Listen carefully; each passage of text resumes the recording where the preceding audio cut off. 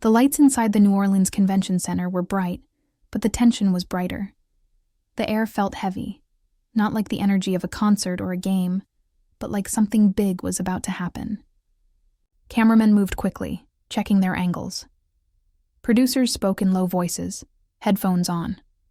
Security stood at every corner, alert and still. Tonight was not just any debate. It was the national broadcast that could shift the political map. Senator Adam Schiff was already there, walking onto the stage with a confident grin. He waved to the crowd, shook hands with the moderator, even gave a quick joke about the humidity. The audience laughed. He looked like a man in control. Backstage, things were quieter. Senator John Kennedy sat alone in a small green room. The walls were painted a dull beige, and the only sound was the soft ticking of the clock. Kennedy's suit wasn't perfectly pressed. His tie wasn't fashionable, but his eyes were sharp. In his lap was a worn brown folder. It wasn't thick, but it was heavy with truth.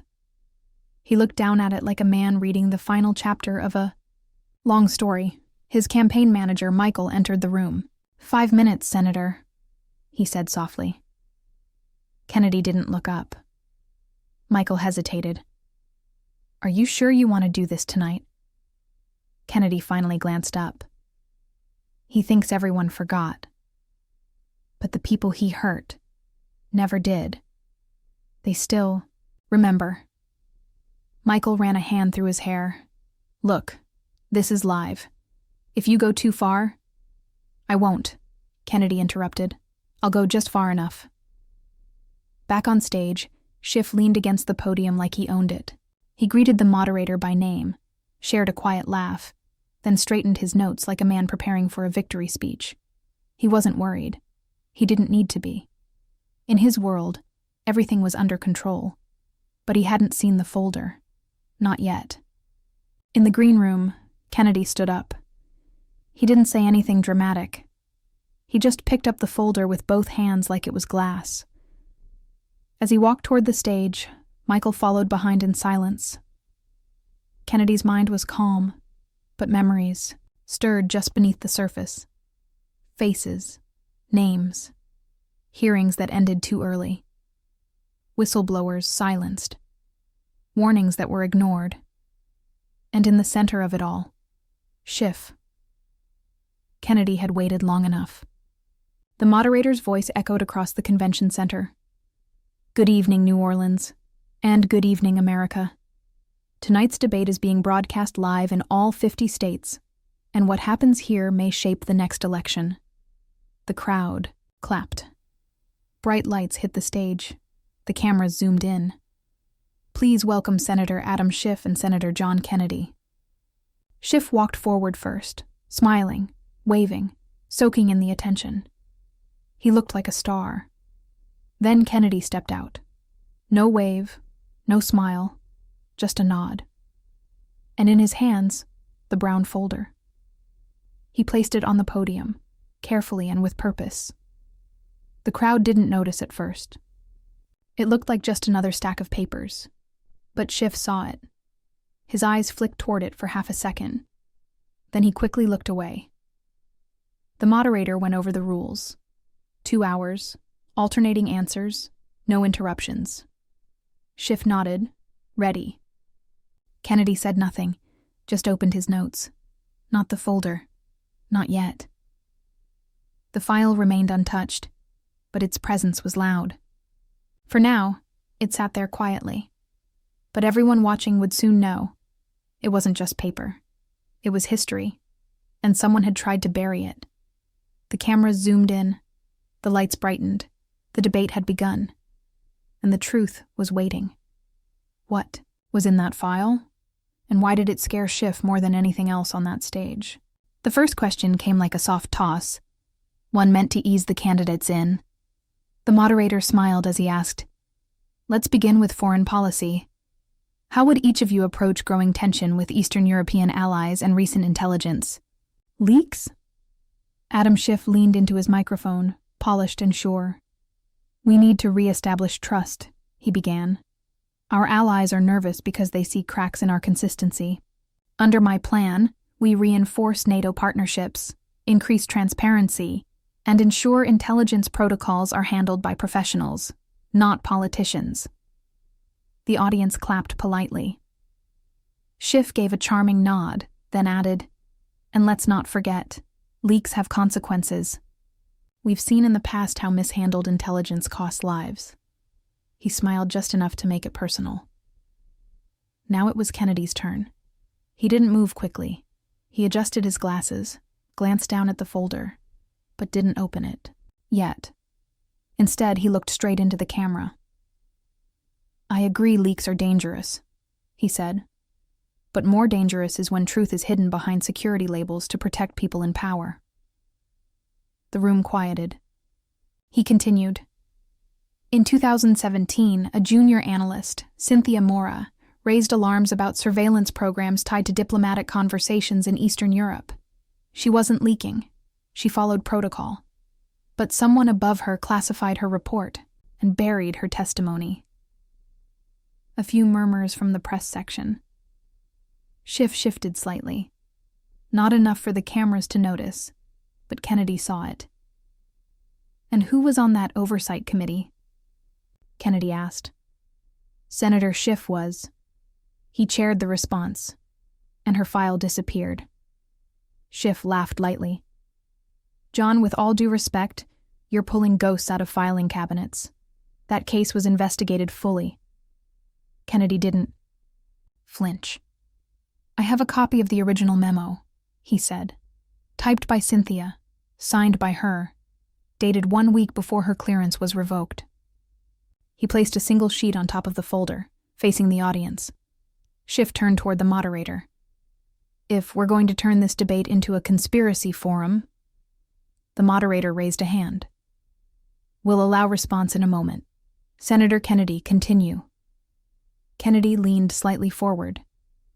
"This memo warned that encrypted diplomatic calls between a Baltic state and U.S. officials were being accessed by an outside network routed through a private server in Virginia, owned by a defense contractor that donated to 3 major campaigns."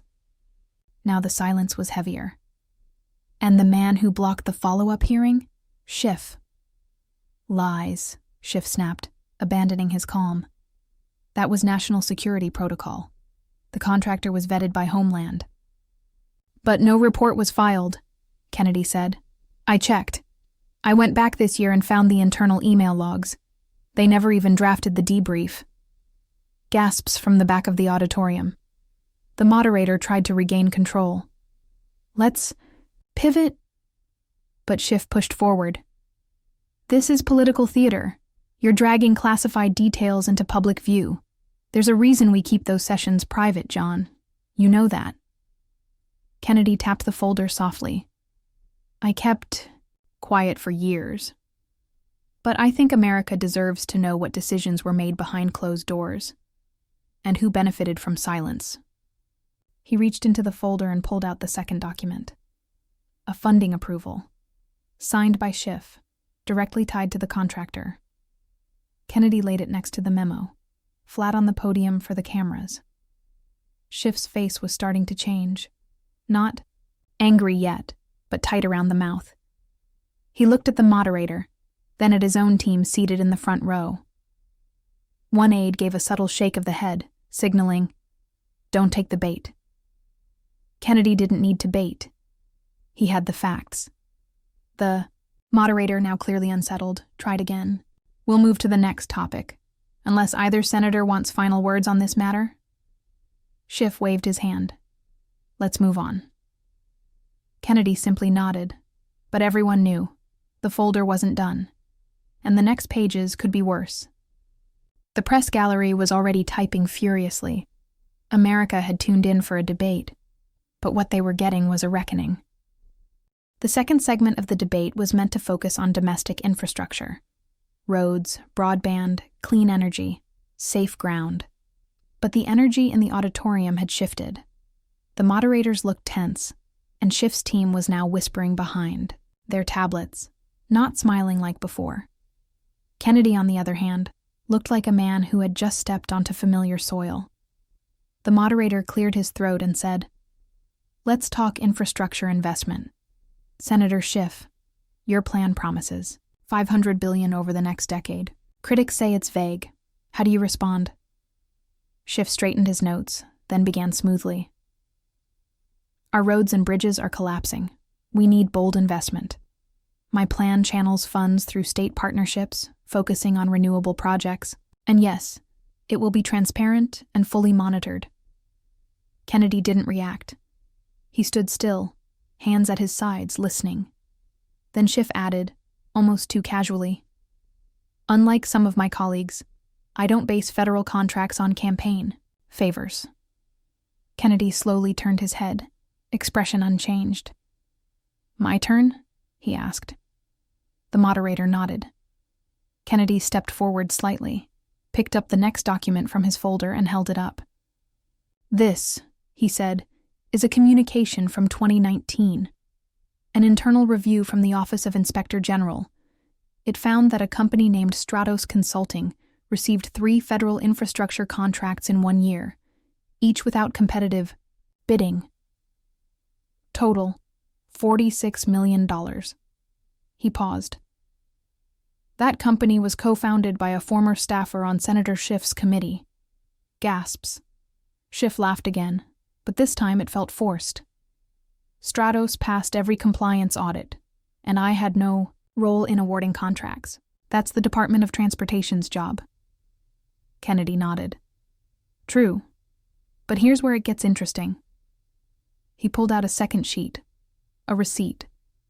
This is a campaign donation, from the same founder, a PAC under his wife's name, routed through a Delaware LLC. It arrived 2 weeks before the second contract was approved. The moderator blinked. Senator Kennedy, are you accusing Senator Schiff of pay-to-play contracting? Kennedy didn't answer directly. I'm saying the public deserves to know how tax money flows and who profits. We ask Americans to pay more at the pump, to wait for clean water, while the same money quietly feeds private interests. Schiff shook his head. John, you're turning coincidence into corruption. There's no smoking gun here. Kennedy lifted one more paper. This is a whistleblower complaint, submitted by a transportation audit clerk, who flagged irregular payment batches connected to the Stratos projects. He was fired 2 weeks later. For a moment, the room was completely still. Schiff took a breath, leaned into his mic. That complaint was dismissed by the ethics committee.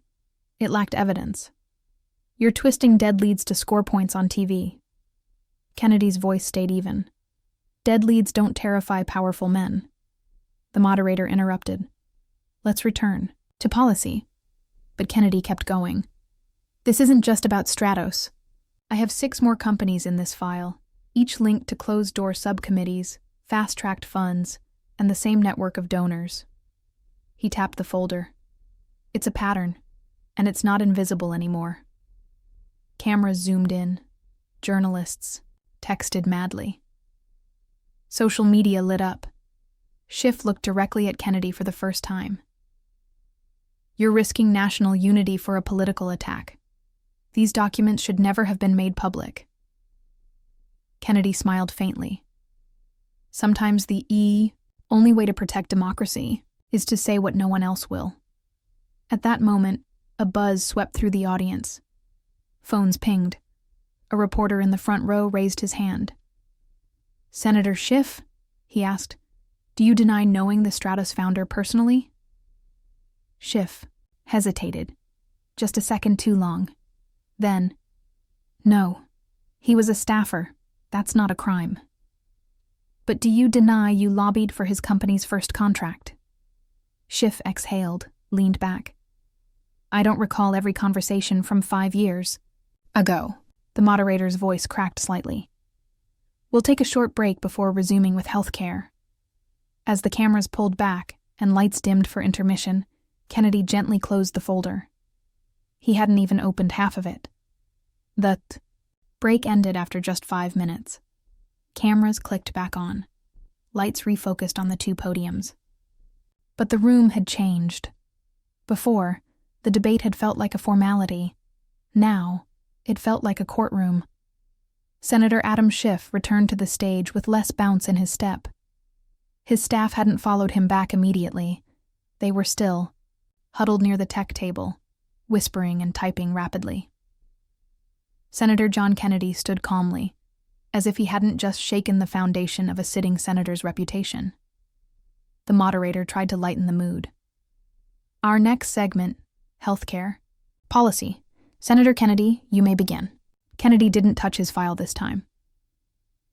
My mother was a nurse, he said plainly. My father worked in a paper mill. When he got sick, they couldn't afford his medicine. We buried him in debt. So when I hear promises about reform, I think about the people who still have to choose between rent and insulin. There was a pause. Then, but that's not the reason I bring this up tonight. He looked directly at Schiff. It's because our healthcare system doesn't just suffer from broken policy. It suffers from broken trust. He reached again, into the folder, and pulled out another document. This is an internal memo from the National Procurement Office, dated June 2021. It shows emergency COVID equipment purchases, over $90 million, funneled to a company called Veritech Labs. No testing history, no FDA record. He turned to the audience. And guess what?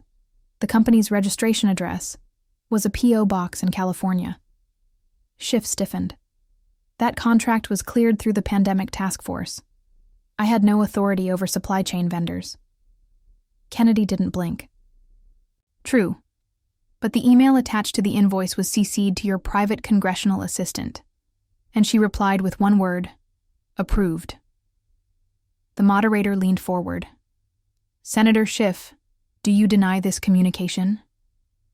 Schiff straightened, his tie. My assistant never approved vendors. That email was likely misinterpreted. I'll have my office release a statement. But Kennedy wasn't finished. There's more.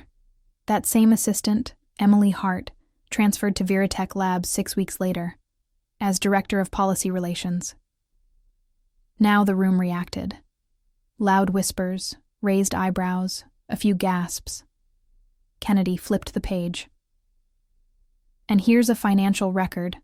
3 weeks after the equipment deal was signed, Veritech received an anonymous $200,000 investment from an offshore entity linked to the Cayman Islands. Schiff finally leaned toward the microphone again. This is nothing but conspiracy theory. You're stringing together unrelated events to look like a scandal. I had nothing to do with that company. Kennedy spoke softly but firmly. Then you'll have no problem testifying under oath when the Ethics Committee reopens the investigation next week. The moderator looked stunned. Wait, there's a new investigation? Kennedy nodded. Yes. As of this morning, my office formally submitted the documents I've presented tonight, including the whistleblower complaints, donation records, and foreign investment trails. The camera zoomed in on Schiff. For the first time, sweat was visible along his hairline. The moderator, unsure what to say, shifted to audience questions. A woman in the front stood and was handed a mic. Senator Schiff, why didn't your office disclose these connections during the 2022 pandemic oversight hearings? Schiff opened his mouth, but no sound came. After a second, he said, because there was nothing to disclose. But his voice lacked the conviction it had just an hour earlier. Kennedy added one final line before the segment closed. We don't get to choose which truths matter. We only get to choose whether we bury them or bring them into the light. The moderator called for a final break before the closing statements. As the stage dimmed again and aides rushed forward, Schiff gripped the edge of his podium tightly. He wasn't losing control of the debate anymore. He was losing control of the narrative. And Kennedy still hadn't opened the last third of his file. The final break ended, and this time, the room didn't relax. The crowd had quieted, but not from fatigue. It was the silence that comes before a storm. Adam Schiff returned to the stage visibly shaken. His eyes scanned the audience, not with confidence, but calculation. He was trying to gauge what people believed. His polished presence, once an advantage, now felt like armor cracking under pressure. John Kennedy stood steady. The folder on his podium, now thinner, still lay untouched.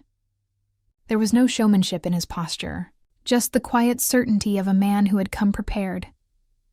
The moderator took a deep breath. We move now to foreign policy and intelligence oversight. Schiff jumped in early, his voice sharper, more defensive. We've entered a dangerous era. Leaks, disinformation, politically motivated attacks. The real threat to our democracy isn't foreign. It's this kind of reckless theater, he gestured toward Kennedy, turning debates into trials. Kennedy didn't interrupt. He waited, calmly. The moderator turned to him. Senator Kennedy, your response?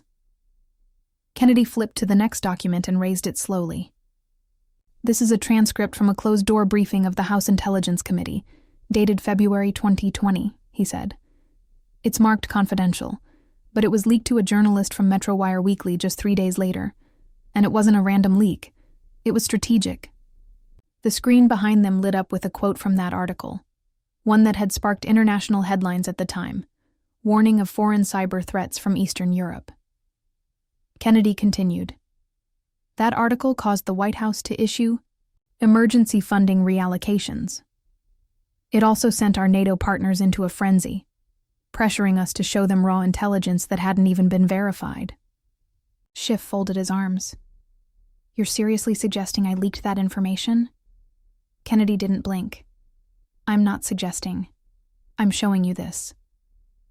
He held up a printed email chain. It's a time-stamped message sent from a junior staffer in your office to a media contact. The subject line, urgent clearance, Baltic intercepts. The recipient had no clearance level, yet somehow the article used phrases from the exact classified report. The moderator narrowed his eyes. Senator Schiff, were you aware of this communication? Schiff hesitated. I've overseen hundreds of reports and briefings. It's impossible to monitor every outbound message. But it wasn't just one, Kennedy added. It was part of a pattern. He clicked a button, and 3 more articles appeared on the screen, each quoting phrases from restricted sessions, each later linked back to Schiff's staffers through metadata and cross-referenced schedules. Schiff now gripped his podium, his tone growing colder. This is character assassination disguised as transparency. Senator Kennedy is exploiting the format of a public debate to peddle selective documents that haven't been reviewed through proper legal channels. Kennedy said nothing. He reached down and lifted the last unopened section of his file. I knew you'd say that. He placed the thickest envelope yet on the podium. The seal was still unbroken. This is a sworn affidavit. It comes from a former Intelligence Committee analyst, someone who resigned after being told to alter the language in a cyber threat summary. That order came through your office. Gasps rippled across the audience. Even the moderator leaned back, unsure how to proceed. Schiff's face tightened. You're playing with fire, John. Kennedy's voice remained steady. No, I'm holding the match to the truth. The audience was no longer just listening. They were staring, frozen in disbelief. The tension was no longer political. It was personal, national, and explosive. The moderator spoke up. We're out of time for this segment. Final remarks will begin after this short break. As the lights dimmed again, Schiff turned away from the cameras, whispering urgently to a young aide who had appeared at the edge of the stage. Kennedy, meanwhile, simply looked out at the silent crowd. He had one document left unopened, and everyone now understood. It wasn't just about a scandal. It was about what America had chosen to ignore and what might finally come to light. The final segment was meant to be closing remarks, a summary, a handshake, a calm end to a heated debate. But what unfolded was anything but calm. As the cameras went live again, the moderator's voice echoed through the New Orleans Convention Center. Each senator now has 3 minutes for a closing statement. Senator Schiff, you may begin. Adam Schiff didn't speak right away. His usual polished tone was missing. His eyes were darker now, scanning the audience not with confidence, but calculation. "I've served this country with integrity," he finally said carefully. "We live in an age where trust is being weaponized. What my colleague presented here tonight, these files, these accusations, are not just aimed at me. They're aimed at all of us in public service." He paused. "You may not like everything I've done, but I've done it for one reason: to keep this country safe." He looked at the moderator, then Kennedy. "And I will not dignify every political stunt by responding line by line. America deserves better than that." Polite applause followed, but it was thin, hollow. Then came Senator John Kennedy's turn. He didn't touch the final envelope yet. Instead, he looked directly into the camera.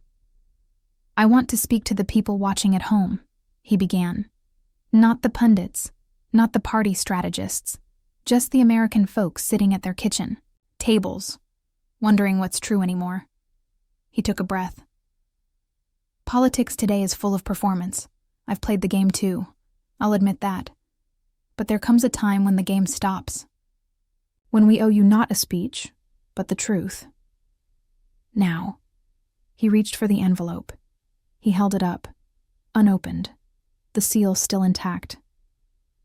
"This envelope contains the affidavit of a former senior analyst. I haven't read it yet. I told my team I wouldn't, not until tonight. Not until all of you could hear it with me." The camera zoomed in. The audience leaned forward. With calm hands, Kennedy broke the seal. Silence. Then he unfolded the paper and read, "My name is Angela M. Wyatt. I served as Senior Cyber Threat Analyst at the House Permanent Select Committee on Intelligence for 8 years. In November 2021, I was instructed by Deputy Director Alan Remmer to modify the wording of a cyber risk assessment. The request originated from Senator Schiff's Chief of Staff. The changes reduced the perceived urgency of a Russian malware breach discovered in partnership with Interpol." Gasps. Kennedy continued reading, his voice steady, unwavering. "I refused. I submitted my concern in writing. Within 2 weeks, I was reassigned. By January 2022, I resigned. This testimony is voluntary, truthful, and submitted under penalty of perjury." The room exploded. Reporters jumped to their feet. Phones lit up. Cameras scrambled to reframe. Schiff's team stood in visible panic. His lead aide rushed toward the podium, whispering furiously in his ear. Schiff's face turned pale. He stepped forward, but Kennedy raised a hand calmly. "I'm not here to arrest you, Adam. That's not my job. I'm just here to remind America of something we forgot." He tapped the affidavit. "Truth has no party, and when we bury it for convenience, we pay with our trust, our security, and our soul." The crowd now stood, not clapping, but staring, shocked. Even the moderator was silent. Kennedy looked down at the papers once more, then folded them neatly. "I yield my time."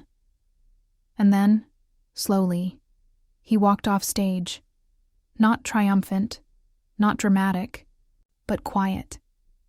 Behind him, Schiff remained frozen. The camera zoomed in once more, not on the affidavit, not on Kennedy's face, but on Schiff's trembling hands gripping the edge of his podium. Because in that moment, everyone knew. Whatever. Secrets had once been hidden. They were no longer alone in the dark. The broadcast had ended, but the real storm had only just begun. Inside the media room of the New Orleans Convention Center, the press surged forward like a tidal wave.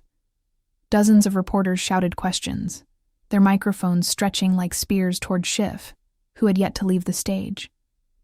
His staff surrounded him, trying to create a barrier, but it was no use. The story was already out. Backstage, Senator John Kennedy sat on a folding chair, his coat draped over one arm, the affidavit still in his hand. His campaign manager, Michael, stood nearby, silent, eyes locked on the live news ticker now flashing across every screen. Whistleblower exposes Schiff in live debate shocker. Kremlin file altered, Senate shakeup imminent. Kennedy drops evidence, calls for investigation. Michael spoke first. It's done. Kennedy didn't move. Not yet. Across the country, reaction came fast. Networks cut from, their regular segments. Twitter melted with hashtags. Schiff file, Kennedy truth, rising debate. Former intelligence officers appeared on live panels. Legal experts debated what would happen next. At CNN, the anchor leaned forward, brow tense. This is not just a political moment, this is a constitutional one. In Washington, the House Oversight Committee called an emergency meeting for the next morning.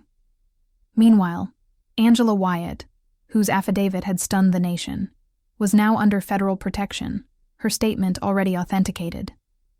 Adam Schiff finally emerged from backstage. His face was pale, lips tight. The once confident man who had controlled hearings, run headlines, and shaped narratives, now walked with his shoulders drawn. When asked for comment, he paused only once. I will respond, in due time. But time wasn't on his side. By midnight, subpoenas were being prepared. The Justice Department issued a quiet but serious acknowledgement of credible whistleblower material. The president's chief of staff was briefed. International outlets, from the BBC to Al Jazeera, covered the news with urgency. U.S. intelligence altered, fallout may reach global partners. And still, Kennedy said little. He returned to his hotel with no victory speech, no post-debate, party. Just a quiet room with an old wooden desk, where he sat writing in a legal pad. Michael entered later with coffee. You just changed the game, Senator. Kennedy shook his head. No, the truth did. I only gave it a mic. Back in New Orleans, protesters and supporters clashed outside the convention center. Some carried signs demanding Schiff resign. Others shouted about conspiracies and timing. And then, as dawn approached, another twist emerged. A leaked email, posted anonymously but quickly verified, showed that Schiff's office had flagged Angela Wyatt's reassignment months earlier as a containment move. The language was damning. By morning, multiple senators called for a formal ethics inquiry. Trust in our institutions must be restored, one said. This is not about party, it's about country. As the nation woke to headlines, schools, diners, churches, all buzzed with the same question. How long had the truth been hidden, and who else knew? Caroline Leavitt, the White House press secretary, appeared briefly on the morning shows. She didn't attack. She didn't defend. She said only, "This is a moment for accountability. Let the facts speak louder than spin." The final shot of the story wasn't a confrontation. It wasn't Kennedy or Schiff. It was Angela Wyatt, walking alone, head held high, through the Capitol's east entrance. No cameras, no statement.